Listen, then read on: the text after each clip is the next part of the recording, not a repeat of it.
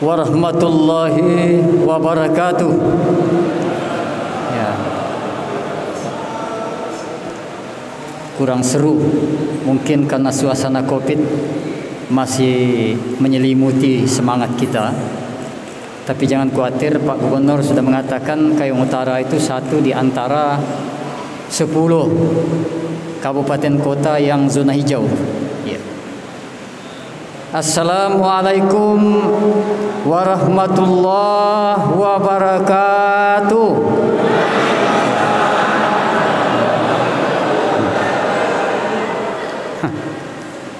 Biar kita sikit, tapi kalau suara salamnya disambut dengan gemuruh, rasa-rasanya masjid ini 2000 yang datang. Ya. Ya. Alhamdulillahirabbil alamin wal aqibatu lil muttaqin wala udwana illa 'alaz zalimin. Asyhadu an la ilaha illallah wahdahu la syarikalah al-malikul haqqul mubin. Wa asyhadu anna Muhammadan abduhu wa rasuluhu sadiqul wa'dil amin. Allahumma salli wa sallim ala sayyidina Muhammadin sayyidil mursalin wa ala alihi wa ashabihi wa tabi'in wa tabi'it tabi'in wa man tabi'ahum bi ihsanin ila yaumiddin, amma ba'd. Qala Allah Ta'ala fi kitabihil karim wa huwa asdaqul qailin. A'udzu billahi minasy syaithanir rajim. Bismillahirrahmanirrahim.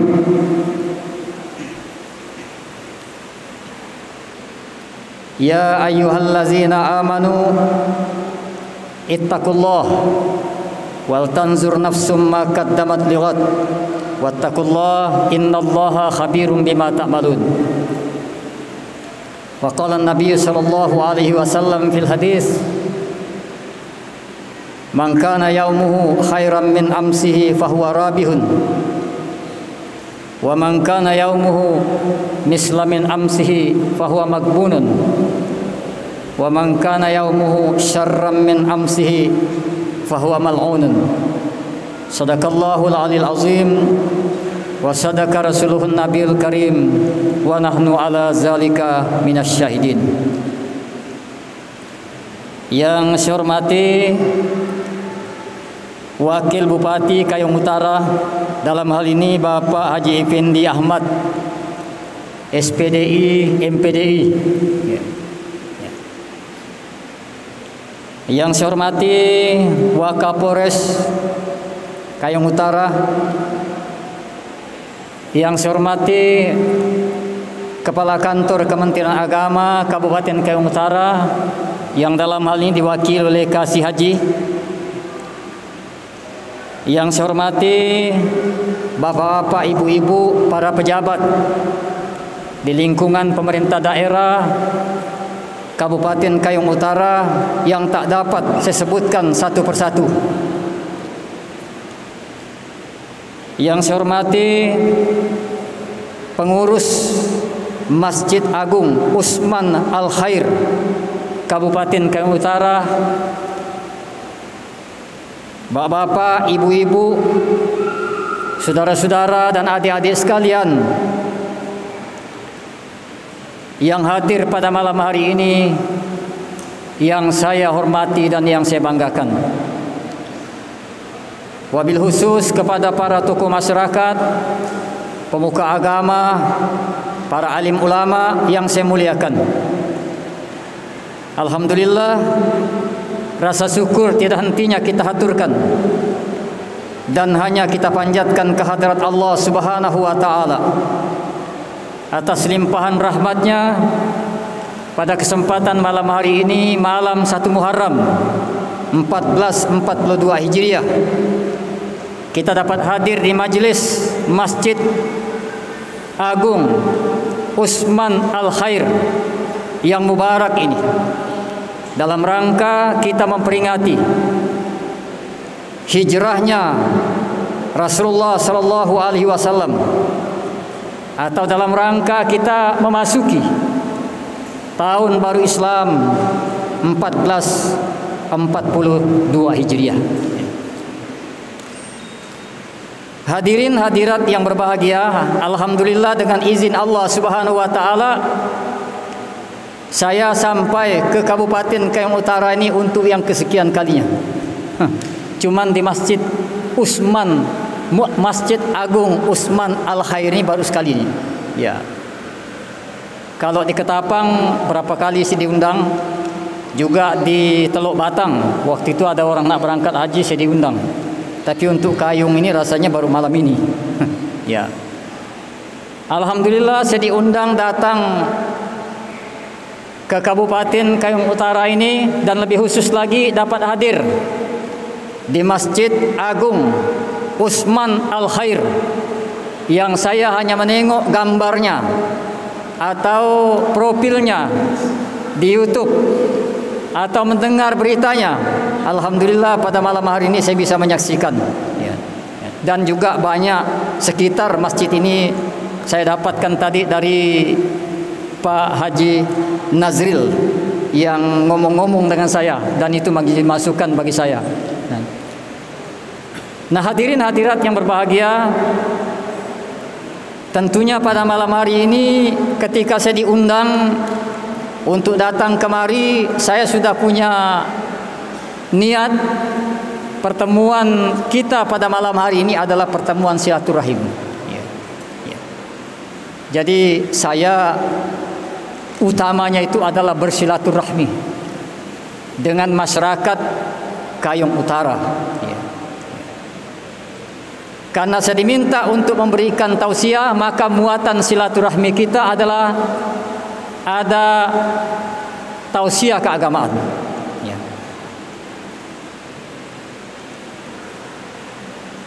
Dan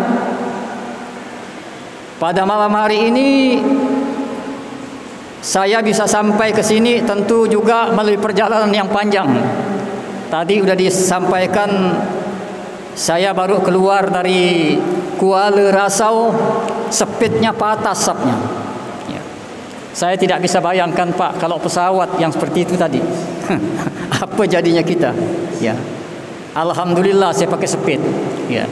Mulanya tuh mau pakai pesawat, tapi sedengar informasi jalan dan macam-macam yang ada di bandara sana itu, saya undur. Kalau begitu saya pakai speed aja lah. Yang penting lancar perjalanan kita. Alhamdulillah, walaupun 1 jam mogok dibetulkan berjalan, alhamdulillah bisa sampai. Tadi pas menjelang azan maghrib saya tiba di Hotel Mahkota. Ya. Nah, hadirin hadirat yang berbahagia, pertemuan kita pada malam hari ini adalah sebuah pertemuan kita mengkaji sejarah. Karena Al-Quran itu kalau kita buka 6.600 ayat lebih itu sebahagian kandungannya itu sejarah. Keterlibatan Al-Quran berbicara tentang sejarah ada 2 macam. Yang pertama, Quran bicara dalam masalah sejarah dalam konteks motivator. Dan yang kedua, Quran bicara sejarah dalam konteks verbal. Kalau Quran bicara tentang sejarah dalam konteks motivator, kita lihat pada bagian akhir surah Yusuf ayat 111, Allah berfirman, laqad kana lakum fi qasasihim ibratul liulil albab, kata Allah. Laqad kana lakum fi qasasihim, kata Allah, sungguh bagi kamu sekalian fi qasasihim, pada kisah-kisah mereka itu yang di dalamnya include kisah, sejarah, riwayat hijrahnya Rasulullah sallallahu alaihi wasallam, lahirnya Nabi Muhammad SAW, itu sejarah. Turunnya Quran, sejarah. Isra dan Mi'raj, sejarah. Banyak sejarah. Maka Allah ingatkan kepada kita sekalian bahwa kata Allah, sungguh bagi kamu sekalian pada kisah-kisah mereka, pada sejarah-sejarah mereka, termasuk sejarah hijrahnya Rasul dari Mekah menuju ke Madinah, ibrah kata Allah, ada pelajaran yang besar. Tapi di stressing oleh Allah pada bagian yang berikutnya, liulil albab kata Allah. Ibrah itu hanya akan dapat ditangkap oleh orang-orang ulil albab. Siapa itu ulil albab? Ulil albab itu adalah orang-orang yang senantiasa mengerahkan potensi akalnya untuk menjadikan sejarah sebagai objek kajian. Hasil kajian sejarah menjadikan dia mampu menangkap makna yang dapat menginspirasi mereka, melahirkan pemikiran-pemikiran dan konsep-konsep untuk menjawab apa persoalan umat dan bangsa kita pada hari ini. Maka itu hakikat kita memperingati hari-hari besar Islam. Ya. Jadi kalau bangsa kita pada hari ini sedang berhadapan dengan persoalan moral, mestinya kita mengkaji sejarah, ya. Sasaran akhir dari satu proses kajian sejarah, kita bisa menangkap makna yang bisa menginspirasi kita menjawab bagaimana kita menyelesaikan persoalan moral. Karena pada hari ini luar biasa Bapak Ibu yang saya hormati, persoalan moral yang paling dahsyat pada hari ini menjadi tantangan kita semua. Tokoh masyarakat, tokoh pemerintahan, manusia, rakyat biasa sampai ke desa-desa. Apa itu? Adalah narkoba. Ini tantangan besar Pak bagi kita. Tidak pernah berhenti. Orang menyangka COVID-19 ini narkoba tidak ada. Justru di COVID-19 ini, di situ mereka berlindung, narkoba diseludupkan di mana-mana.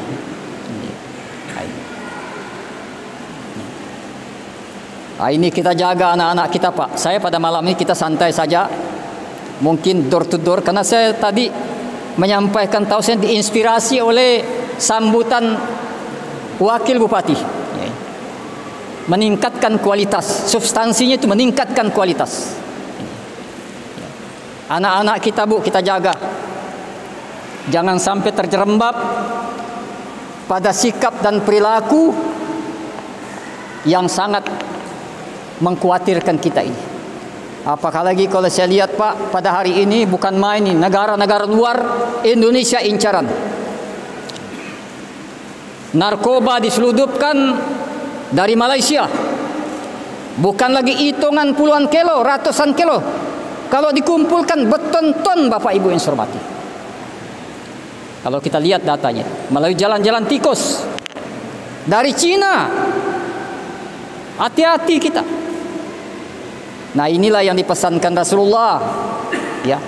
Karena orang luar sudah melihat kalau generasi tua pada hari ini akan dikiamatkan agamanya, tidak mungkin. Akidahnya sudah hebat, salatnya sudah mantap, akhlaknya sudah bagus. Mereka tak akan goyang lagi. Istiqamahnya luar biasa. Tapi apa yang mereka harapkan untuk kehancuran Indonesia, untuk kehancuran negeri kita, adalah generasi muda yang akan mereka rusak. Maka itu Rasulullah dalam sebuah hadis yang mengatakan, sayati alaikum zaman, kata beliau, wala yubqa minal islam illa ismuh, wala yubqa minal quran illa rasmuh, wa masajiduhum amiratun wa harabum minal iman. Sayati alaikum zaman, akan datang satu zaman nanti di belakang kita sekalian. Apa dan bagaimana keadaan zaman itu? Wala yubqa minal islam illa ismuh, tidak akan ada Islam lagi kecuali tinggal namanya. Jadi Islam nanti Pak tinggal nama.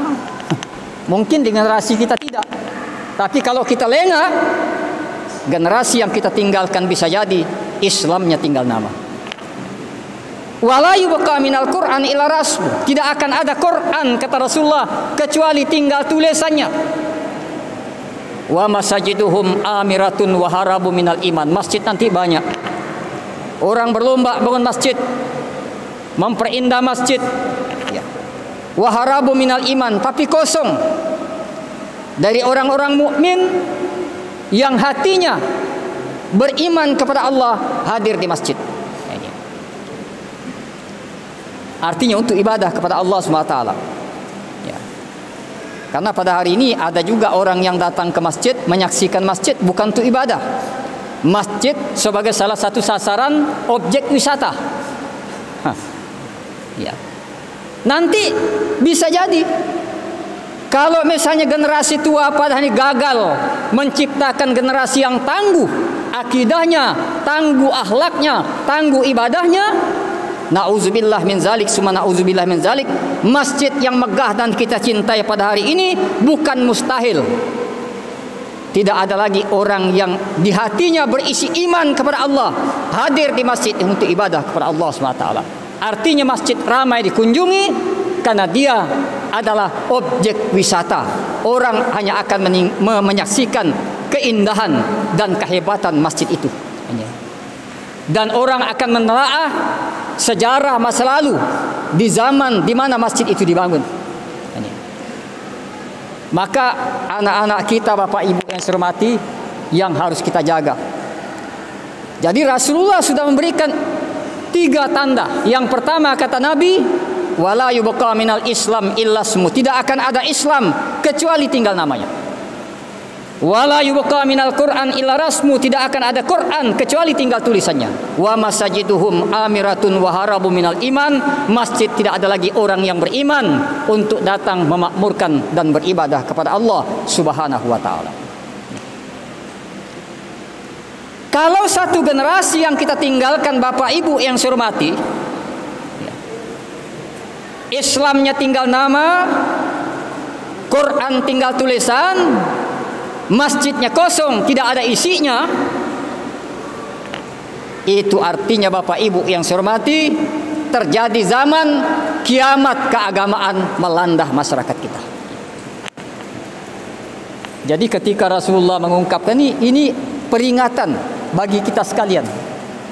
Kita tidak tahu ini Pak, apa ini zaman sudah terjadi atau belum.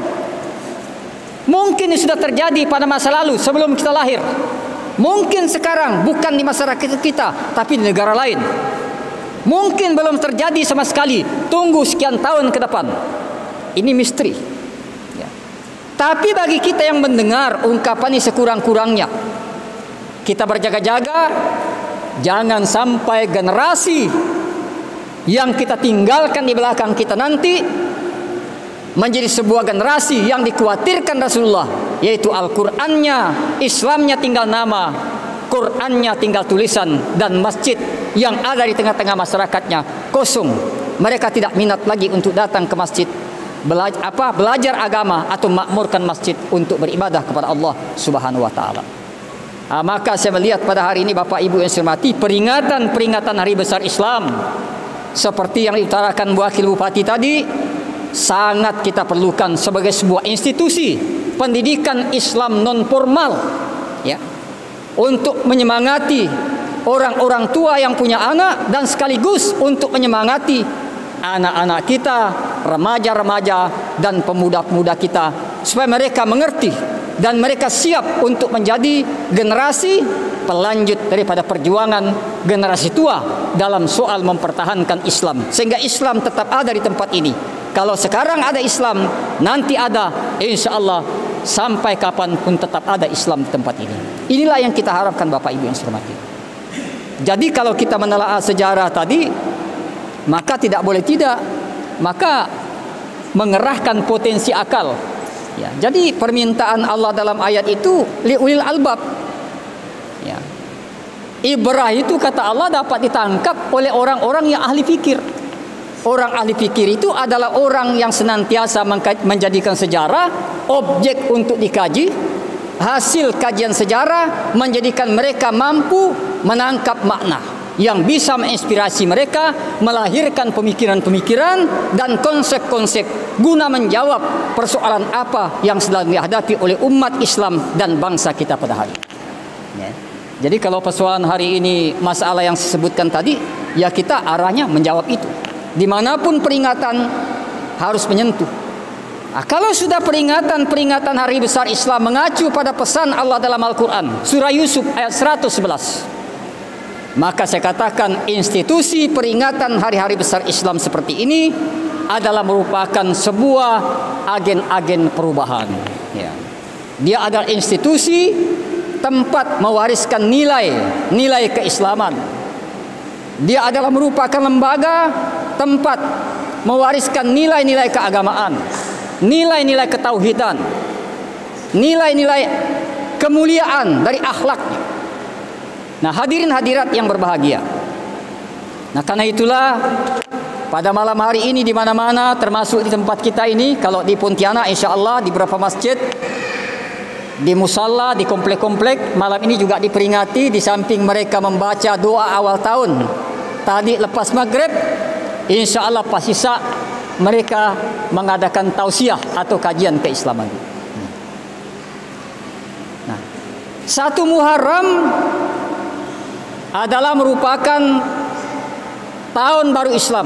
Tadi sudah dijelaskan pergantian antara tahun 1441 Hijriah sudah kita tinggalkan dan kita masuk di tahun 1442 Hijriah. Apa yang harus kita lakukan di tahun ini?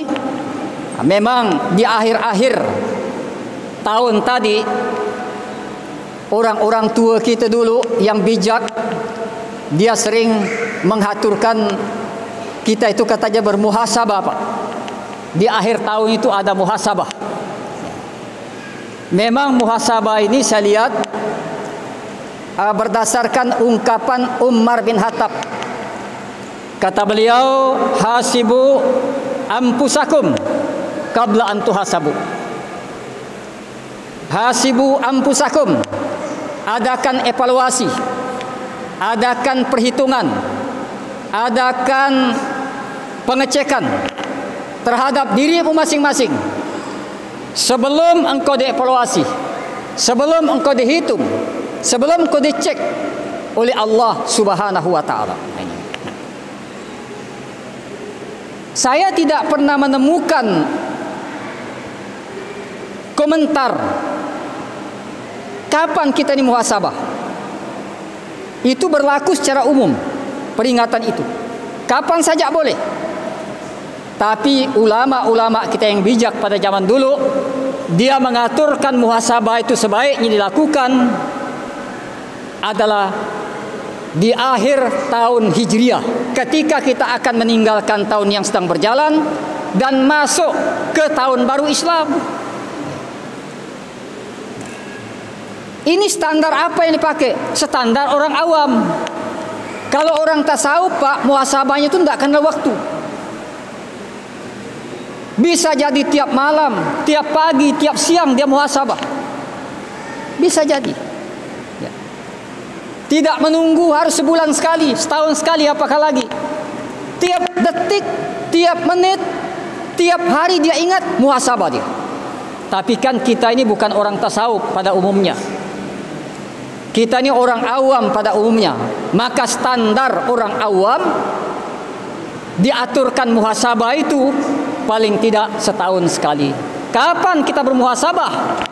Adalah ketika kita akan beranjak meninggalkan tahun yang sedang berjalan, hari-hari terakhir, dan akan masuk di tahun baru Islam yang akan kita sungsung.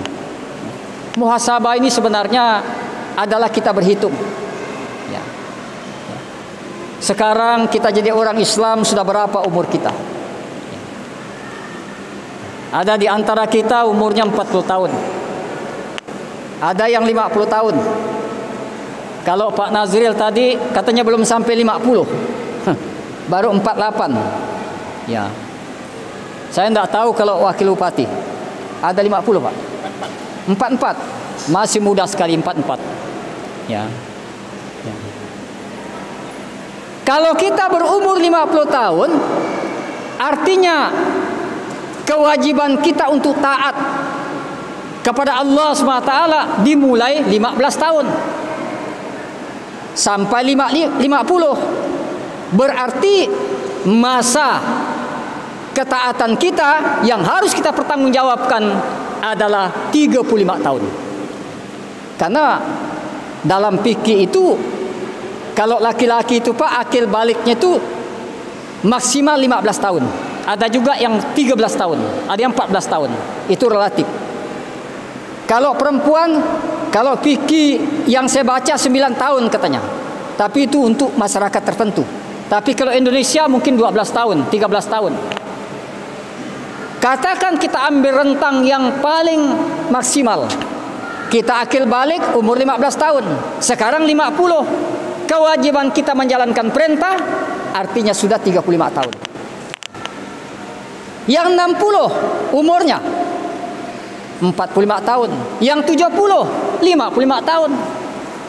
Wajib menjalankan perintah Allah, wajib menjalankan perintah, dan wajib meninggalkan larangan. Itulah yang disebut dengan taat. Nah, selama sekian tahun kita jadi orang Islam, berapa perintah Allah yang dapat kita jalankan dan berapa yang belum?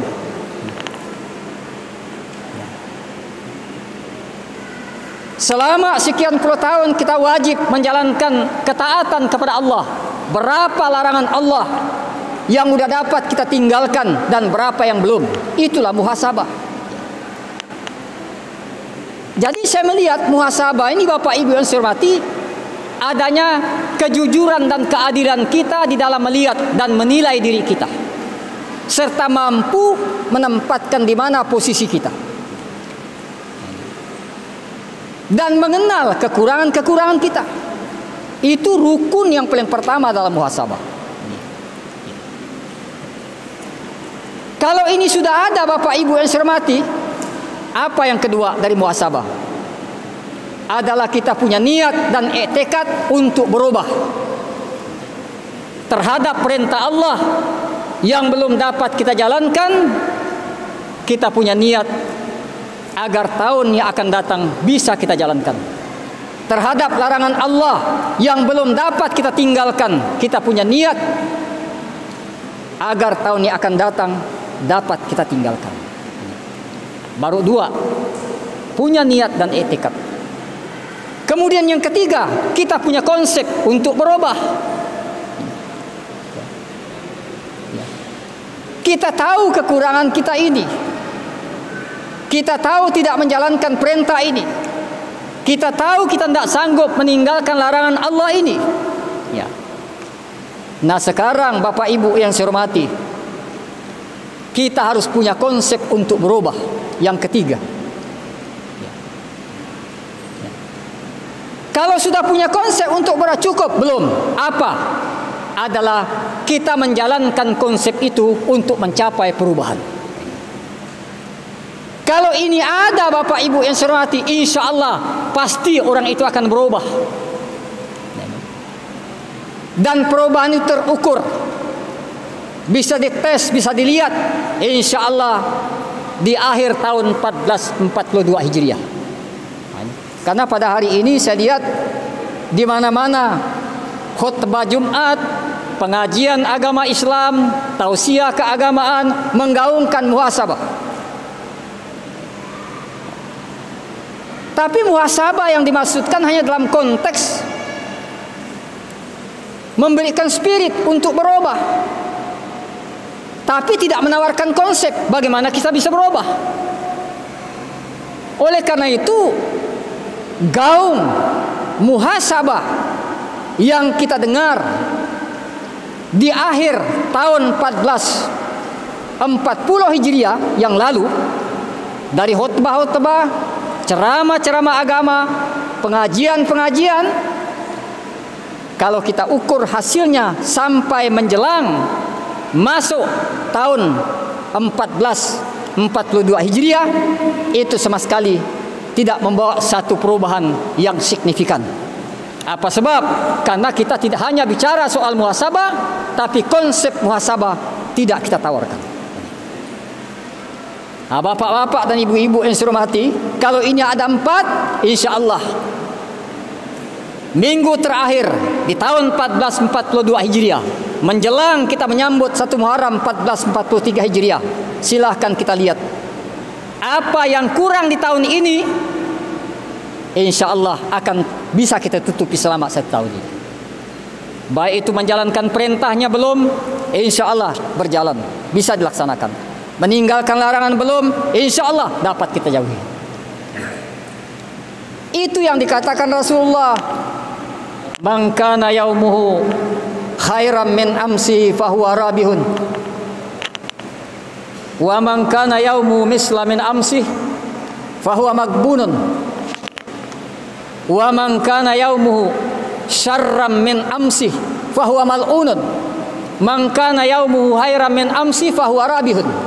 Siapa, kata Nabi, yang hidupnya pada hari ini, tahun ini lebih baik daripada tahun kemarin, ya, fahuwa rabihun, itu adalah orang yang paling beruntung, orang yang mulia dalam pandangan Allah. Wa man kana yaumuhu misla min amsi fahuwa magbunun. Siapa yang hidup pada hari ini sama dengan hari kemarin, tahun ini sama dengan tahun kemarin, fahuwa magbunun, itu orang yang rugi. Wa man kana yaumuhu syarran min amsi fahuwa mal'unun. Siapa yang hidupnya pada hari ini, tahun ini lebih jelek dari hari kemarin, tahun kemarin, fahuwa mal'unun, itu orang yang celaka, terkutuk di mata Allah. Jadi saya melihat ungkapan ini, Bapak Ibu yang saya hormati, rupanya kita ini sadar apa enggak, tahu apa tidak, kita hanya dikelaskan Allah pada 3 kelompok.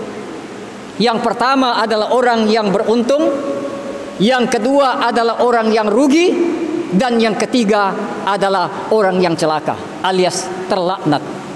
Sebagai orang yang beriman dan bertakwa kepada Allah SWT, tentu kita tidak ingin masuk pada peringkat yang kedua. Na'udzubillah min zalik, summa na'udzubillah min zalik, apalagi masuk pada peringkat yang ketiga.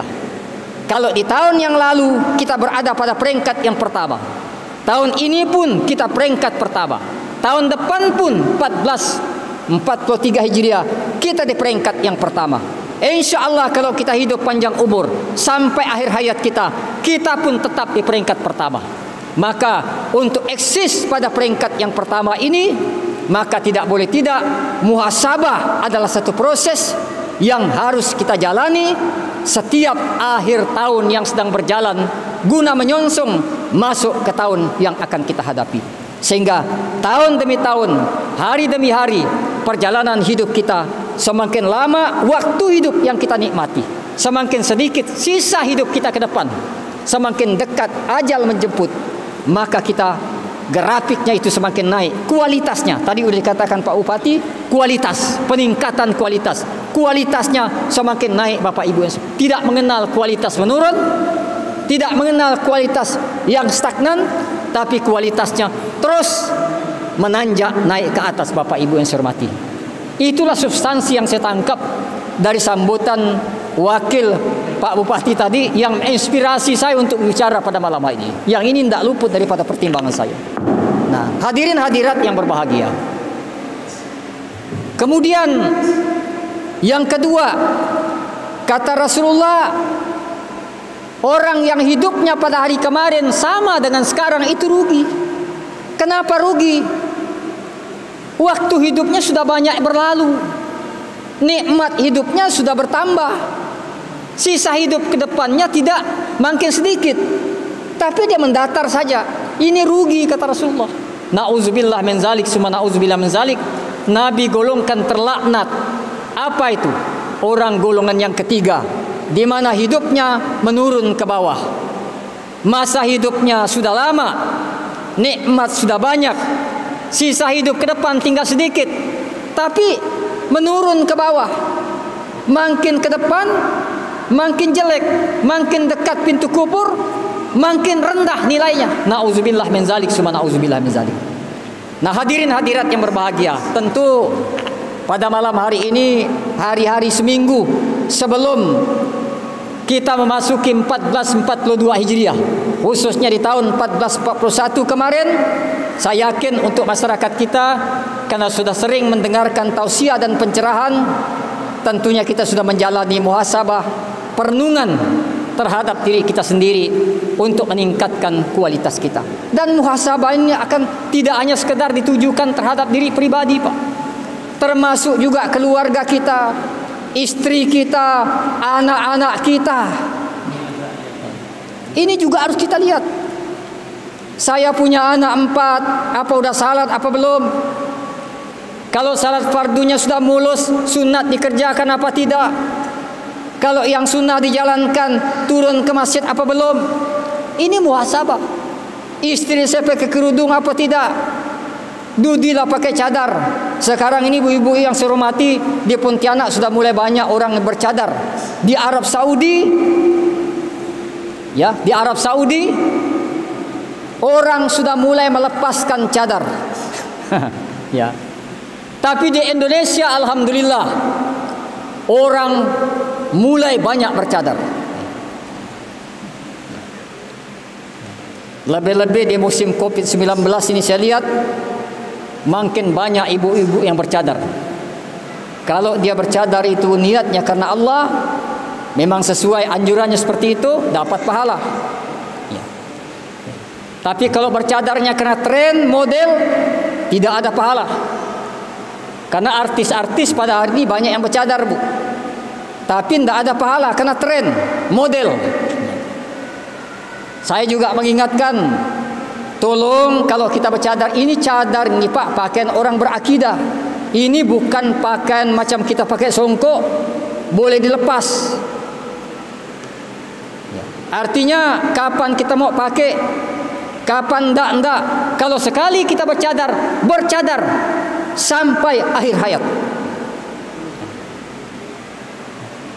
Itu bukan pakaian model. Ada orang di kampung saya, Bu, begitu dihijrah dia bercadar. Luar biasa, alhamdulillah, kata orang kampung, masyarakat yang ada di sana. Kita tahu dulu dia begitu begini dan macam-macamnya. Sekarang dia sudah sadar dan mulai pakai cadar. Apa ibu yang saya hormati? Hanya 3 bulan lebih, cadar dibukanya, dia menampakkan rambutnya keluar kemana-mana. Coba kita bayangkan. Jadi kalau kita nak pakai cadar, pikir dulu 1000 kali. Kira-kira ini tidak sementara saya pakai. Kalau sudah mantap hingga akhir hayat, bismillah, jalan. Tidak mengenal berhenti, kecuali ajal menjemput. Jadi cadar itu bukan tren, bukan pakaian model. Itu adalah pakaian orang yang berakidah tauhid kepada Allah SWT. Selama keyakinan melekat di hati, kalau dia sadar itu pakaian orang beriman, tetap terpasang terus. Jangan sampai ada sikap dan perilaku kita yang bertolak belakang. Saya mengajar di IAIN. Satu hari mahasiswa saya praktek, saya suruh menaik pidato di depan. Selesai dia pidato, saya lihat tidak ada. Pertama dia minta izin dengan saya bawa ke WC. Setelah saya lihat sampai selesai perkuliahan, tidak ada datang. Izinnya mau ke WC, tapi langsung pulang karena sudah selesai dia pidato prakteknya. Saya panggil, kamu sudah pakai cadar, jangan seperti ini. Ini yang saya tidak inginkan. Jadi kalau kita sudah pakai cadar ni harus diselaraskan. Kalau kita berjanji dengan orang, tepati janji. Kalau kita ngomong, jangan dusta. Kalau kita mengatakan sesuatu, jangan kong kali kong. Karena sudah rapat betul nih cadarnya. Karena cadar itu lebih keras daripada kalau kita pakai jilbab. Kalau jilbab itu mukanya kelihatan, tapi kalau udah hanya tinggal mata kelihatan, itu sudah luar biasa tingkat keimanan seseorang kepada Allah Subhanahu wa taala. Maka itu jangan kita nodai cadar yang kita pakai itu dengan sikap dan perilaku yang berlawanan dengan cadar yang terpasang di wajah kita. Nah, hadirin hadirat yang berbahagia, kembali saya pada persoalan yang tadi. Maka evaluasi terhadap keluarga kita, masyarakat kita, umat kita, termasuk juga kalau kita ini sebagai seorang miliarder, kita punya harta kekayaan, udah 20 tahun jadi orang kaya raya. Apa yang kita buat dengan harta kekayaan kita? Ini. Dia sebagai seorang ulama sudah 10 tahun, apa yang dibuatnya dengan keulamaannya? Itu muhasabah. Saya sudah 15 tahun jadi pejabat, apa yang saya buat dengan jabatan saya? Itu muhasabah. Apa yang saya buat dengan jabatan saya untuk Islam? Apa yang saya buat dengan harta saya untuk umat Islam? Apa yang saya buat dengan keulamaan saya untuk Islam? Itulah yang dikatakan muhasabah. Maka muhasabah harus kita lakukan menjelang akhir tahun yang akan kita tinggalkan, dan juga akan memasuki tahun yang akan datang. InsyaAllah Bapak Ibu yang saya hormati, ini kalau ini kita jalankan, ada harapan kita di tahun 1442 Hijriah ini akan lebih baik kehidupannya, akan lebih indah nilai dan kualitasnya, sebagaimana yang diharapkan oleh Pak Bupati, Wakil Bupati dalam sambutannya tadi. Kemudian hadirin hadirat yang berbahagia, di tengah-tengah perjuangan kita sebagai umat Islam di tahun 1442 Hijriah ini, sebenarnya ada satu hal yang harus kita renungkan, bahwa Rasulullah SAW berhijrah dari Mekah menuju ke Madinah itu sebenarnya adalah sebuah perjuangan yang sangat luar biasa. Dan kalau kita pergi haji, Bapak Ibu yang saya hormati, betapa kita melihat dan menyaksikan. Sekarang saja kita berjalan dari Mekah menuju ke Madinah sulit, masih terasa. Walaupun pakai bis yang full AC, mewah dan mentereng bisnya. Apakah lagi zaman Rasulullah?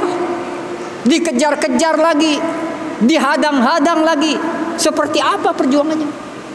Maka di zaman itu Bapak Ibu yang saya hormati, orang-orang yang ada di Mekah sulit untuk mengatakan Rasul itu bisa menang. Sulit. Analisisnya di mana dia bisa menang? Orang ahli politik mengatakan Nabi menang, tidak mungkin. Orang pintar, tidak mungkin Nabi itu menang. Mengapa Rasul tidak mungkin menang? Kita lihat dalam permainan politik Mekah, Nabi tidak punya orang kuat yang bisa menyokong kejayaan Islam yang didakwahkan oleh beliau. Kalau kita Pak punya orang kuat, bupati orang kuat, wakil bupati orang kuat, ibu sekda orang kuat, pejabat-pejabat lain orang Islam orang kuat, semua mendukung Islam. Masuk akal kalau kita mengatakan Islam akan menang. Kalau zaman dulu siapa? Tak ada satu orang yang berkiprah dalam soal politik yang bisa mendongkrak perjuangan Nabi untuk meraih kemenangan. Kemudian siapa lagi? Orang kaya. Orang kaya pengikut Rasulullah udah pada bangkrut semua. Hartanya sudah habis, diabdikan untuk kepentingan Islam. Abu Bakar udah habis hartanya, Umar bin Khattab habis, Utsman bin Affan udah selesai, Khadijah binti Khuwailid, apakah lagi?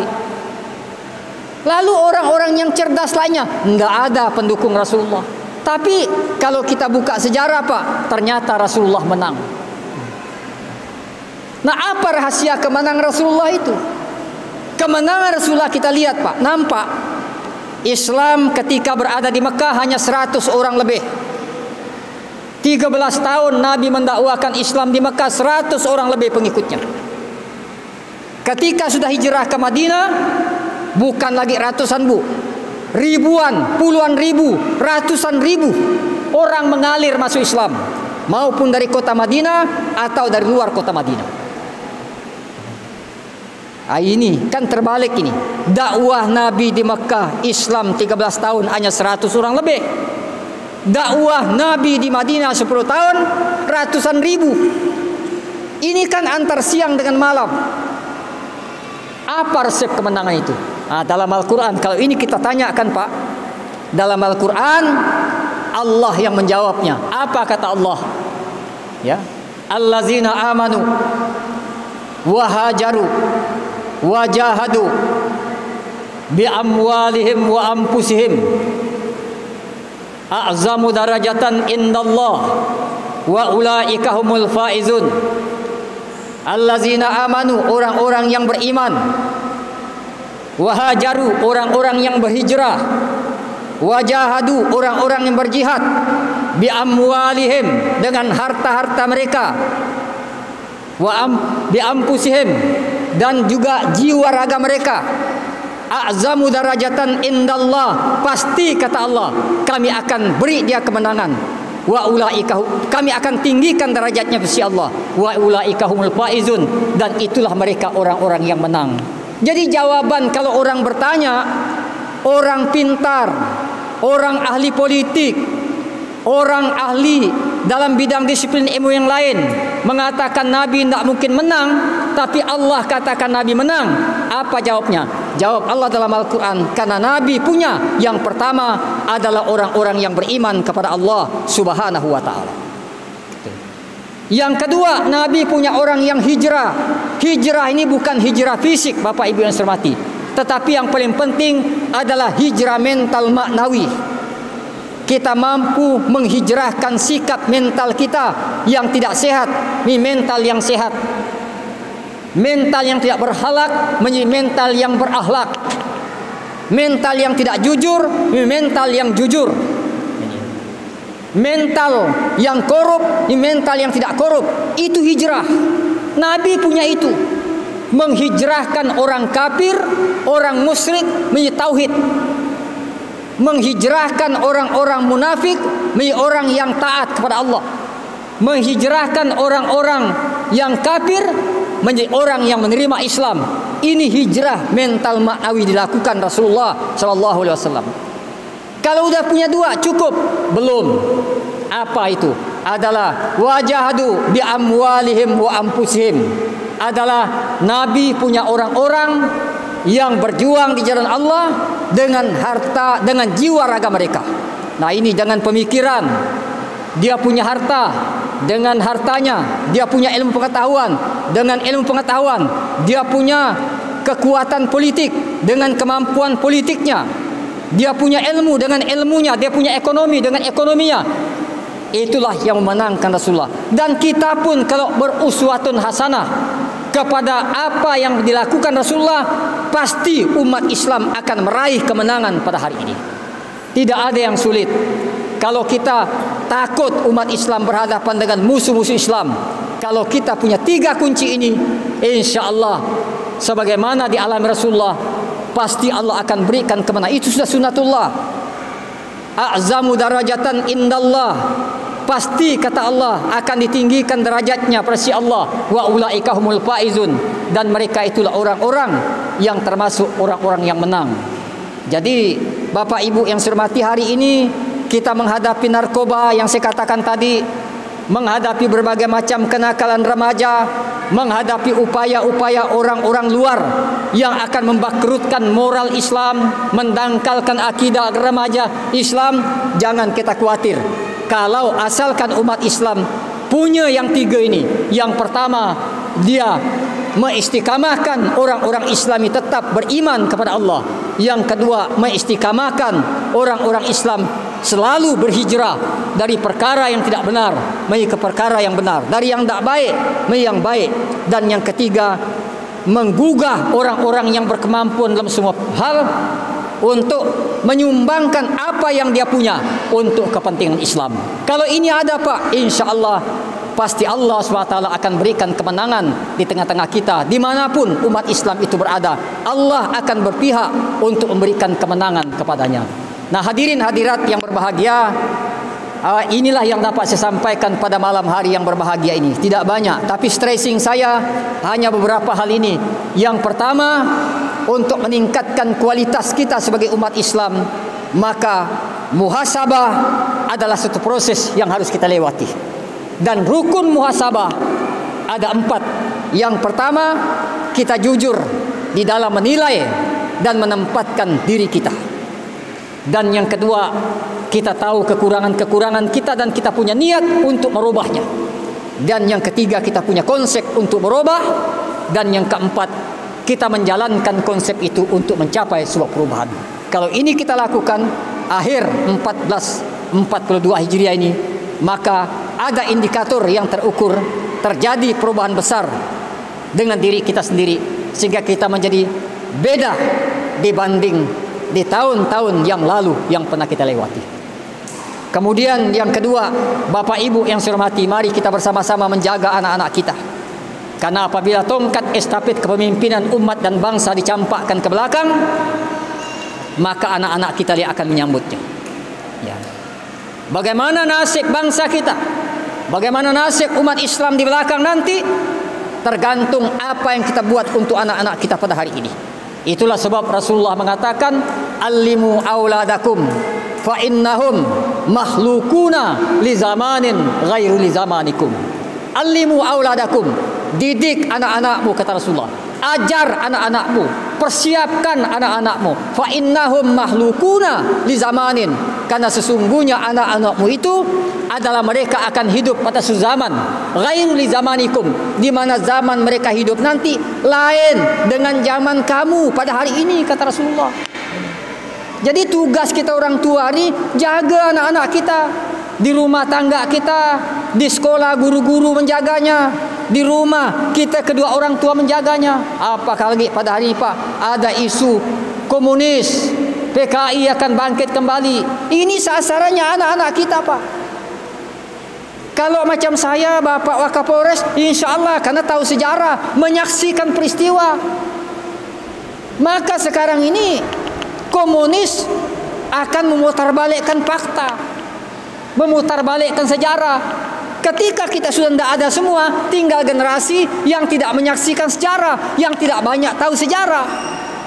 Maka disitulah yang benar jadi salah, yang pengkhianat seakan-akan jujur. Nauzubillah min zalik semua. Nah, apa usaha kita pada hari ini? Saya bicara Pak di Pontianak, orang menerima berita komunis nak bangkit viral kemana-mana. Dia tuh udah puas semangatnya itu hanya di-share berita itu. Itu tidak menyelesaikan masalah, tidak cukup itu hanya kita sharekan. Apa yang kita buat untuk anak-anak kita? Ya.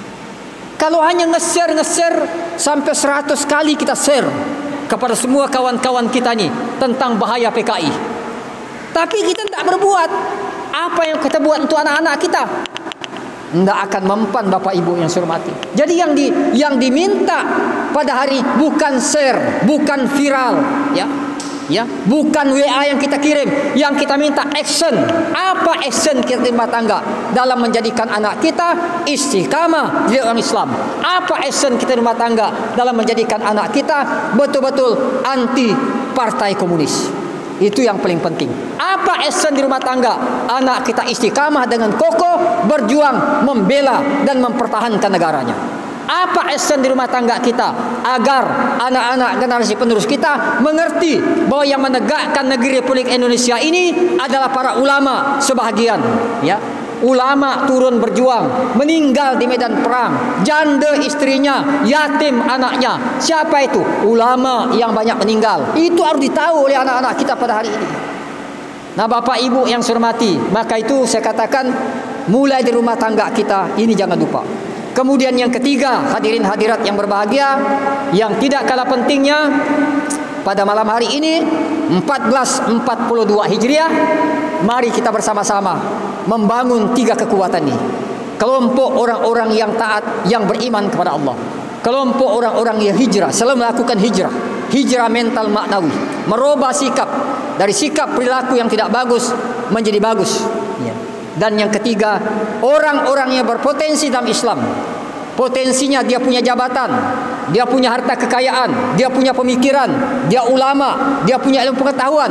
Itu kita himpun semua sebagai unsur-unsur kekuatan untuk meninggikan syiar agama Allah di tengah-tengah masyarakat ini. Insya Allah kalau ini ada di masyarakat Kayong Utara ini 1442 Hijriah, beda corak dan warna Islam, beda corak dan penampilan Islam dibanding dengan tahun-tahun yang pernah kita lewati pada masa yang lalu. Saya kira inilah sedikit, mudah-mudahan sedikit tausiah ini bermanfaat untuk kita semuanya, wabil khusus kepada saya dan keluarga saya. Yang benar hanya datangnya dari Allah, yang salah itu adalah karena kedaifan saya sebagai manusia biasa. Saya mohon untuk dimaafkan. Dan semoga pertemuan kita pada malam hari ini lebih diberkahi Allah SWT. Apa ada mimpin doa sudah? Silakan. Jadi kita bersama-sama menutup acara ini dengan doa, dan kita jangan pulang dulu karena sebentar lagi ada pembaca doa, dan kita berdoa bersama, kita aminkan karena ini penting. Doa akhir tahun ini adalah doa awal tahun ini Pak, adalah dua substansinya. Substansi yang pertama, kita minta satu tahun yang sudah berjalan 1441 Hijriah, semua dosa salah hilaf kita dimaafkan Allah SWT. Substansi yang kedua, kita menatap 1442 Hijriah agar di tahun ini kita lebih baik lagi, lebih meningkat, lebih berkualitas. Tadi sudah diutarakan oleh Bapak Wakil Bupati. Ini dua substansi, jangan kita lupa. Sekian, billahi taufiq wal hidayah. Fastabiqul khairat. Assalamualaikum warahmatullahi wabarakatuh.